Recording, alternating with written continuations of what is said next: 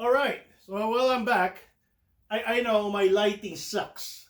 I'm ugly because not because I don't have a photogenic face, but because my lighting sucks. Judge me for what I am. I don't really care. But anyway, here I am again. I just got back from. I gotta do my daily chores, right? Like go to Costco and buy the stuff that man normally buys, like bacon and toilet paper. No, they don't have a shortage of toilet paper yet. Okay, so we're good on that. Oh my God, I need a more professional setup than just my phone and a $30 tripod. But anyway, so I again I mentioned the last time 3 days ago I created a video.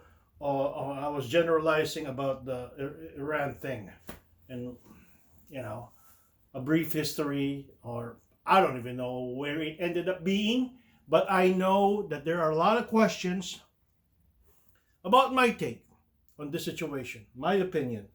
I go by, I think on my first video that I did, I went about mentioning the differences about the different religions in Islam, and why different countries have a different take on this.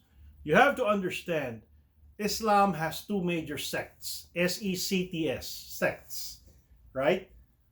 It's like there's different Orthodox religions, there are different types of Christian religions. I think Catholicism has a few, and the same goes with Islam. And you have to understand where the difference alliances come from all these countries. Countries are just divided by boundaries, but there's a lot of intermingling. If you draw a matrix, a Venn diagram of the Middle East, they all encompass and overreach boundaries. Okay? What's my take on this? If you do not understand Islam, if you do not understand why they are all fighting among each other, why are we even there? And why I believe we should not be there. Okay? I know the chest thumping sections of our country will deem it necessary, or want to be necessary, that we defeat Iran and just bomb the shit out of them and it'll end everything. No, it's not. Let me explain why. I'm just going to keep this really quick into like a short 10-minute video, because anything longer, your mind will stray somewhere else, all right? Islam is divided into two major sects. Sunni Islam, which is Sunni, which is let's just say Sunni Islam, and the Shiite Islam, Shiite or Shia Islam, right? Here is from what I know. I actually had to Google some of this up, because I just don't want to give you my personal opinion without any backing, okay? Gosh, when when the Prophet Muhammad died, from my understanding, the number one ancestry that was going to acquire all these power had a Sunni background, and the Shiites at that time were contesting that. A minority of the Islam religion are Shiites, and they deviated away from the Sunnis. That started the Sunni Shiite background type, right?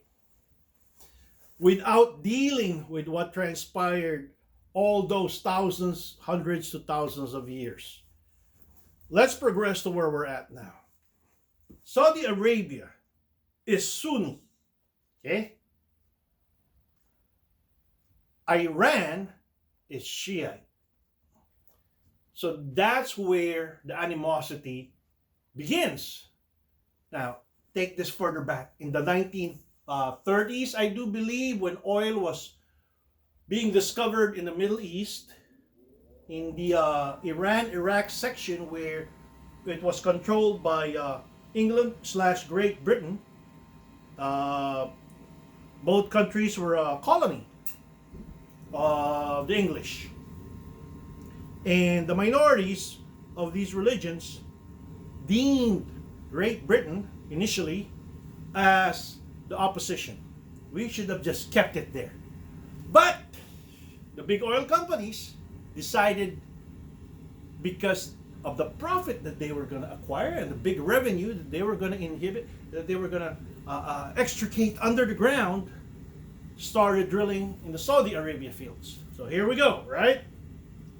This started in the 20s, 30s to the 40s. The Israel became independent in 1945, given to them by the British. The Palestinians eventually said, "Oh hell no!" As soon as the British left, the first Arab-Israeli war transpired. And again, let's fast forward now to the 70s. The United States supported one particular individual named Reza Pahlavi, who ultimately became, in his self-proclaimed mode, as the king or Shah of Iran. Everybody knows, I was growing up back home, that he was a puppet of the United States. He is one mean puppet who eventually came into power militarily.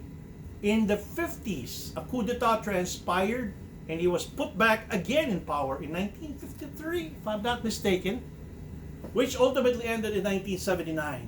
In that span of 26 years, he has corrupted the government, he has sent people to jail, he has allowed his secret police, because of his dictatorial state and power, to kill, give them the license to just pluck people out of the streets. Voila!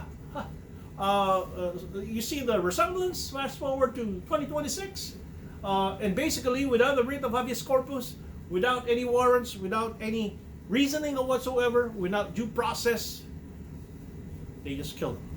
All because these folks did not like his dictatorial. There was simply no democracy, right? So let's just put it that way. All right. That was Iran in late 70s. Iran, okay, if you were gonna listen to this 10-minute video, and where am I at right now? I'm on my, oh my gosh, I'm on my 7th minute already? Gosh. If you're gonna listen to a 10-minute full-blown rant on this video, listen to this. As I said, Saudi Arabia is predominantly Sunni, led by a Sunni government and a Sunni family in the kingdom, in the kingship. Iran is predominantly Shiite, led by a Shiite monarch and king, Reza Pahlavi, in the 70s, which was overthrown by students and Ayatollah Khomeini. So nothing changed. Sunni, Sunni, Shiite, Shiite. Here's where the difference is. Guess what's in between? Iraq, right? During that time, the United States was secretly supporting Saddam Hussein. Yes, in the 70s, because we had to anchor Iran away from Iraq. Guess what? I think Iraq at that time is still Shiite, right? And Saddam Hussein is Sunni. Figure that out. So the Saudi Arabians were actually rejoicing that they had Saddam Hussein to control a Shiite-led majority, which is initially an ally of Iran, but they both fall in the ways of each other, because simply Saddam Hussein didn't like the Ayatollah. So guess what happened in 1981 to 1988? Iraq invaded Iran. 2 years later, there was a stalemate. And Saddam says, well, since I'm losing a lot of revenue from my oil business, I'm going to back out. So they left Iran, and guess what? The Ayatollah says, oh, not too fast, buddy. So they invaded, guess what? Iraq. And it didn't end till 88. So back and forth squabble and all that stuff. And ultimately, we toppled Iraq, we toppled Hussein, which is what the Saudis are bitching about. We had Saddam Hussein to control Iran, but we toppled Saddam Hussein for personal reasons of the Bush family. Which at that time, Americans were like, yeah, let's go get him. This is another product of warmongering, I do believe, without understanding the dynamics of geopolitics, of sectarian religionism, of sectarian militancy in different religious terms. And now we're bombing the shit out of Iran. As I said in my first video, if you guys, and people know my political affiliation, I don't like this guy. But if they could eliminate all the extremism out of the Islam religion without annihilating Islam itself and its population, I will be the biggest Trumpist of them all. I salute this guy. You can call me names every day. Buddy, you can grab every pussy you want. Yeah. That will save lives, go for it. But it's not going to happen in 4 weeks, bud. No, it's not. They've been killing each other for 2,000 years. The same religion. And now we got to integrate ourselves into that system, into that equation. And we're going to come up with only 7 dead Americans. No, it's not going to happen. They've been eating sand for 2,000 years, people. Since the birth of Jesus Christ. All you Christians that want to preach the Bible, go look into that. And we're going to outdo them economically? While we can't even wait another 30 seconds for your quarter pounder meal on the drive-thru and bitch about it? And we're going to outlive them, and they're going to simply, in this economic turmoil that we're living in. Think about that. Now, before you guys are feel free to disagree with me. I don't care. Look, I'm not publishing. I don't need people to subscribe to my YouTube channel. Really, I don't. I'm here to answer questions on real estate. I'm here to answer questions on reloading right there. I'm here to answer questions of my beloved Navy. And I don't really care if you subscribe to my channel or not. I'm here. I'm here. Come on down. Fall in line in my driveway if you don't like me or you don't like what I stand for. Hold on, buddy. You wait. Hey, my buddy here. Here, my buddy here. My buddy here. See? He's right there. He's right there. I know. There's my buddy. No, you wait. I gotta give you your treat later, bud. But anyway, that's my point that I'm trying to drive here. Conclusion. I mean, I know there's a lot of topics that I want to discuss, and this is just section 2 or episode 2 of a series. Yeah, we could call it that way. Why we should not be there.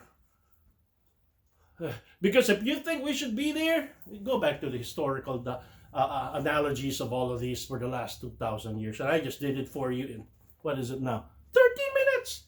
That was a long 13 minutes. All right? So, my next topic, and I know I'm getting tons of questions about what do you think of the Navy being stuck up there? Well, we've been there in the late 70s to 1983. No.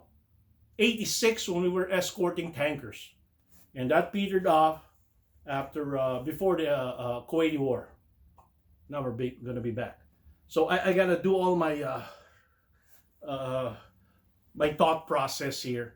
And pretty much because I just can't wing this out anymore. Right? Sometimes I just wing it and just talk smack about it. But I think that's how it should be. Instead of relying on a script, man. I don't like that. So this is me, in the flesh, in the bone. My heart is speaking as I go through this. So, to the men and women out there that are deployed, please come on home, regardless of what your political affiliation is. Do your job. We love you. And there's a reason why us folks that are in the retired community get to do what we do. It's because you get to do what you do. It's been a pleasure, a privilege, and an honor. Post.